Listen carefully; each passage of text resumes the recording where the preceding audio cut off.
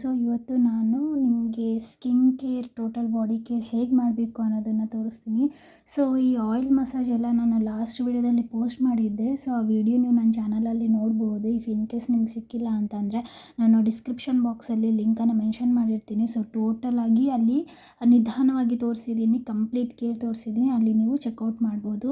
So oil massage is very important. ಈ ವಿಂಟರಲ್ಲಿ ಹಳೆ ಪದ್ಧತಿಯಲ್ಲಿ ಆಯಿಲ್ ಮಸಾಜ್ ಮಾಡ್ಕೋತಾ ಇದ್ರು. ಸೊ ಅದೇ ರೀತಿ ನಮ್ಮ ಬಾಡಿಗೂ ಕೂಡ ಆಯಿಲ್ ಮಸಾಜ್ ತುಂಬಾ ಇಂಪಾರ್ಟೆಂಟ್ ಆಗುತ್ತೆ. ಹಾಗಾಗಿ ನಾನು ಆಯಿಲ್ ಸ್ಪಾನ ಮನೇಲಿ ಹೇಗೆ ಮಾಡ್ಕೋಬೇಕು ಅನ್ನೋದನ್ನು ವಿಡಿಯೋದಲ್ಲಿ ಪೋಸ್ಟ್ ಮಾಡಿದ್ದೀನಿ. ಸೊ ನೀವು ವಿಡಿಯೋ ಚೆಕ್ಔಟ್ ಮಾಡ್ಬೋದು.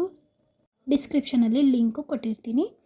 ಆ್ಯಂಡ್ ಈ ಥರ ಸ್ಪಾ ಎಲ್ಲ ಕಂಪ್ಲೀಟ್ ಆದಮೇಲೆ ಸ್ನಾನ ಮಾಡೋದು ಇಂಪಾರ್ಟೆಂಟ್. ಅಂದರೆ 5 ಮಿನಿಟ್ಸ್ ಒಳಗಡೆ ಸ್ನಾನ ಮಾಡಿ. ಬಿಕಾಸ್ ಆಯಿಲು ಬಾಡಿಗೆ ಜಾಸ್ತಿ ಇರ್ಕೊಂಡ್ರೆ ಓಕೆ, ಬಟ್ ನಮ್ಮ ಸ್ಕಿನ್ ಹೇಗಿರುತ್ತೆ ಅಂತಂದರೆ ಜಾಸ್ತಿ ಆಯಿಲ್ ಇಟ್ಕೊಂಡಷ್ಟು ಪಿಂಪಲ್ಸ್ ಸ್ಟಾರ್ಟ್ ಆಗೋ ಚಾನ್ಸಸ್ ಇರುತ್ತೆ.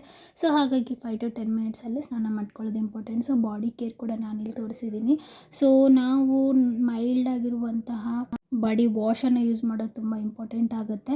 ಸೊ ರೆಗ್ಯುಲರ್ ಇದೇ ಥರ ಮಾಡಿ ಅಂತ ಹೇಳಲ್ಲ, ಆದರೆ ಈ ವಿಂಟರಲ್ಲಿ ನಮ್ಮ ಬಾಡಿಗೂ ಕೂಡ ಸ್ಕ್ರಬ್ ಇಂಪಾರ್ಟೆಂಟ್ ಆಗುತ್ತೆ.